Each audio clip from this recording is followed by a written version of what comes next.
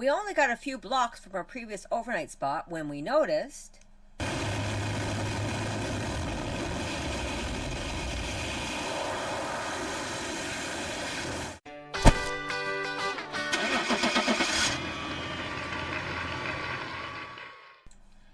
yet another perfect-looking little spot that invited us to stay just for one more day. That's right, we decided that since we didn't have anything scheduled, we would take the opportunity to enjoy the beach in this area for just one more day and one more night. it's important to note that we feel very fortunate to have this opportunity to travel like this. No, we're not wealthy, as we have said in a previous video, and we often do things on the cheap.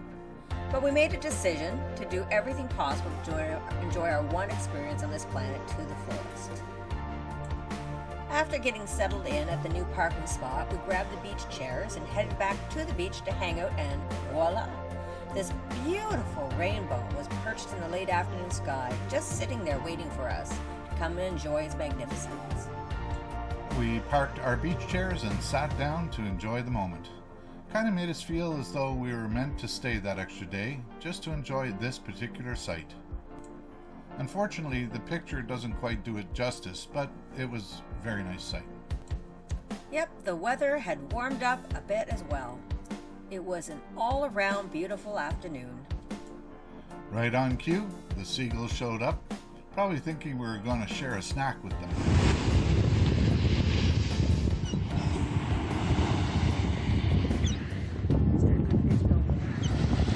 Yeah. Isn't that so?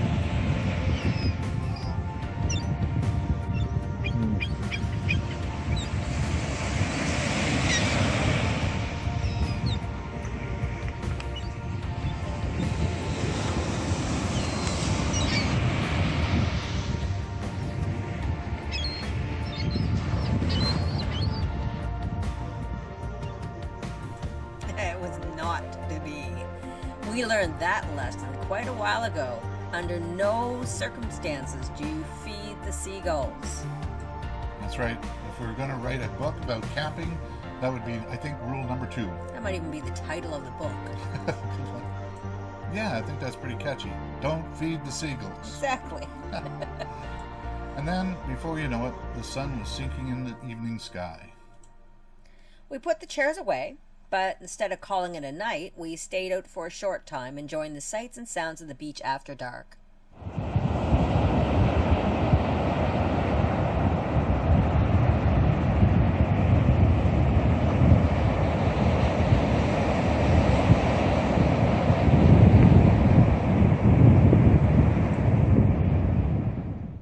Once again, we went to sleep listening to the waves crashing on the shore.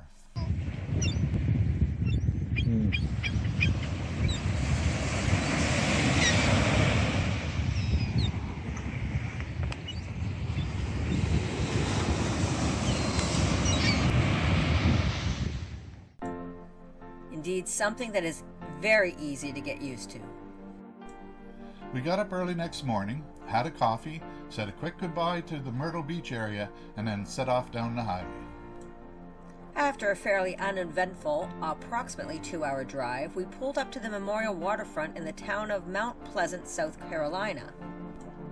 Patriots Point, to be exact, on the waterfront. And it is the home of the huge aircraft carrier called the USS Yorktown. The Yorktown is one of 24 Essex-class aircraft carriers built during World War II for the United States Navy. She was named after the Battle of Yorktown of the American Revolutionary War and is the 4th U.S. Navy ship to bear the name. The Yorktown was commissioned in April 1943 and participated in several campaigns in the Pacific Theater of Operations, earning 11 battle stars and the Presidential Unit Citation. This area at Patriots Point is also home to the USS Clamagore, SS-343.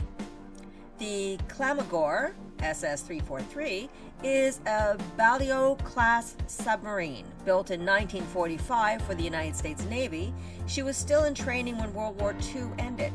She was named for the Clamagore, a National Historic Landmark. She is the only known surviving example of a guppy-type submarine. We actually got to walk through the Clamagore after visiting Yorktown. After finding out that there was a charge for the on-site parking, we decided to park a little ways down under the bridge and just walk up to the point. That way we got in our steps and saved a few bucks at the same time. We parked Brando, and after packing a snack, we trotted up on the road to visit this huge aircraft carrier.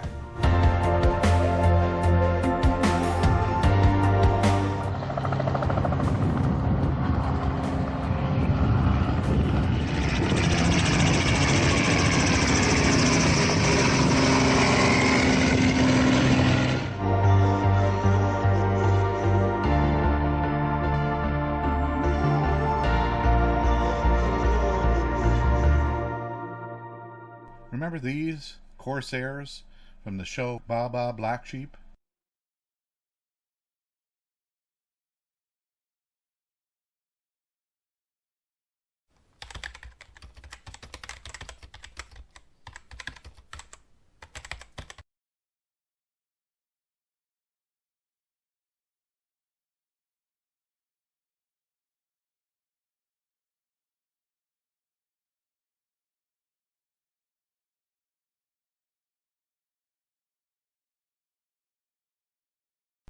We began the tour around 2:30 in the afternoon.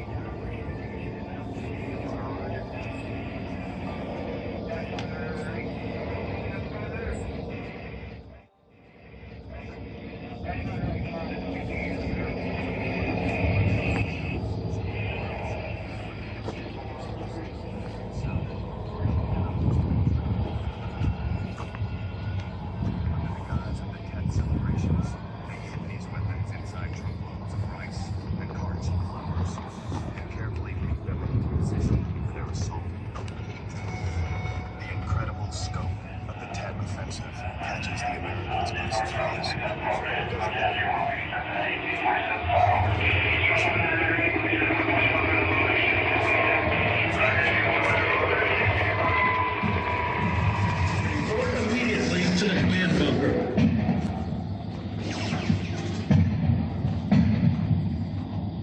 You're entering the caisson combat phase.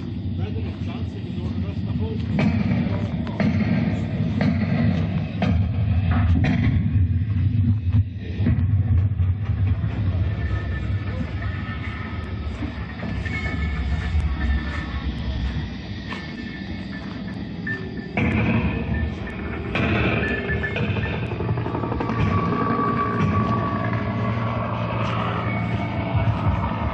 Should be okay with that.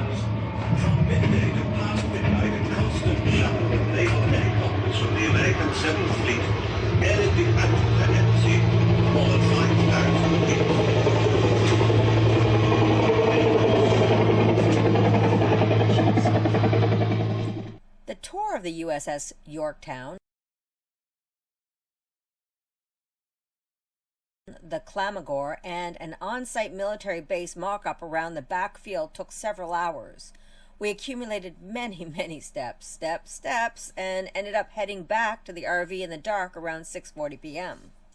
Let's just say we were bushed and could barely stay on our feet any longer. Yeah, I remember longing for the moment when I could finally plop myself down and take a load off my aching feet. And then... Dun dun dun dun! That's when we realized we had walked past our turn and ended up having to walk back about 3 extra blocks. Oh my God, I was thinking. Actually, we were both thinking how horrible that prospect was. We didn't think we were gonna make it. We didn't think we were gonna be able to go back, as we were just too damn bushed and too damn sore. Of course, that was just in our heads, but we were indeed dragging our arses when we finally made it back to the RV. Yes, yeah, we were both exhausted and very happy to finally be sitting down, relaxing. It didn't take us long to fall asleep that night. Yeah, that was a long, very exercise-filled day. Up and down those steps in the aircraft carrier, and then walking a gazillion miles back and forth here and there. Oh my God. Surprising my back held out for the whole thing, but actually, walking normally doesn't affect it as much as some other activities do. That is definitely a good thing for sure. Walking past our turn was almost the deal breaker, or might be better known as one of those character building moments. Indeed. In the morning, I popped the drone up to have a look at the area from that perspective. Once again, I flew a very conservative flight pattern.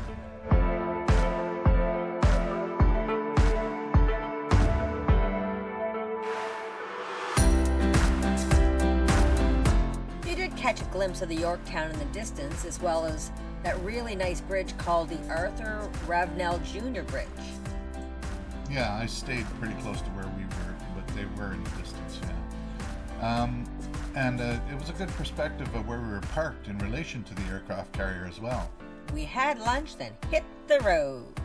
The initial idea was to park at our next campsite and use that as our takeoff point to drive into Savannah, Georgia.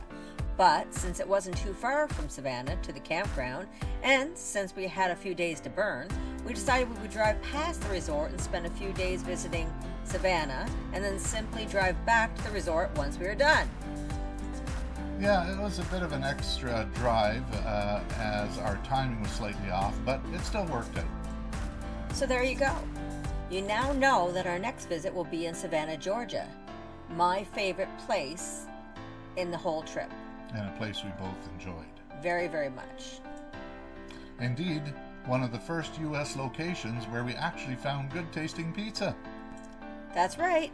So be sure to come check that out and get a small glimpse of Savannah. Ciao for now.